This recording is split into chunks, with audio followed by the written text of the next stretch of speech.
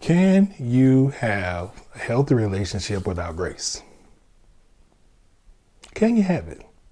My wife and I recently did a video about having a grace-based relationship, and a viewer asked for more info on grace in a relationship. So let's have a soulful conversation. Stay tuned.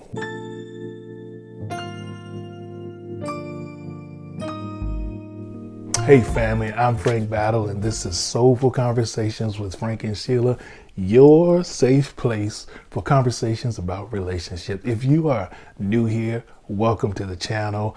Hey, just hit that subscribe button so that you don't miss any future conversations. So let's jump right into it. The question, can you have a healthy relationship without grace? Before we answer that, what is grace? Is it a prayer that we do before we eat? Although relationships do require a lot of prayer, Father, help me not to curse this.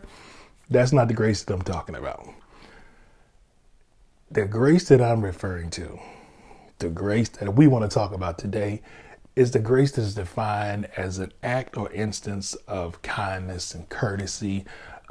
Grace defined as being considerate, thoughtful, and the Christianity version of the definition of the word grace, which is God's favor toward the unworthy. So your question might be, what does all this have to do with my relationship? Well, in your relationship, are you kind?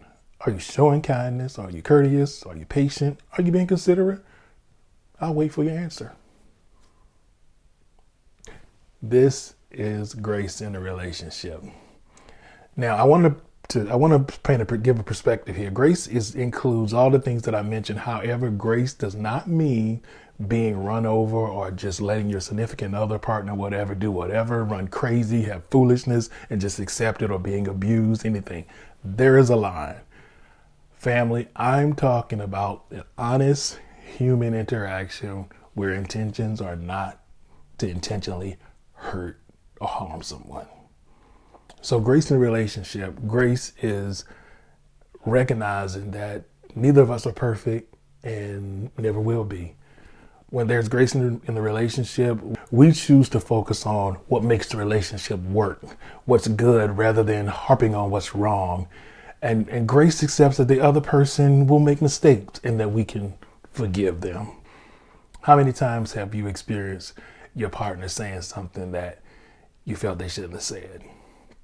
They said it and you went off.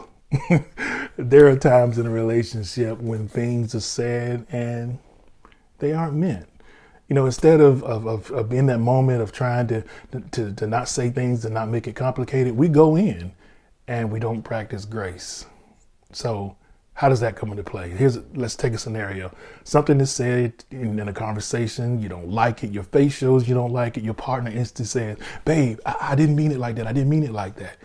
But you don't hear that I didn't mean it like that. You focus laser on what was said, and you didn't hear the apology, and you don't apply grace because you're listening to what was said more so than hearing the apology.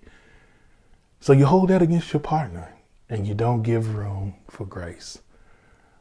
Man, my wife and I, we really tried to practice grace. And to be honest, we don't hit it all the time. You know, in the heat of the moment, that's a game changer sometimes. You forget. But we are mindful of it, and we do try to practice it. We haven't mastered it, but we are still and intentionally trying to practice it. So how can you tell if grace is missing in your relationship? Here's some things to think about. Do you get frustrated over the little things your partner does? Does certain behaviors get on your nerves? Are you losing patience and getting short with your partner for no reason? Are you finding yourself overly critical of your partner? And do you expect your partner to read your mind and decode your body language and meet all of your needs?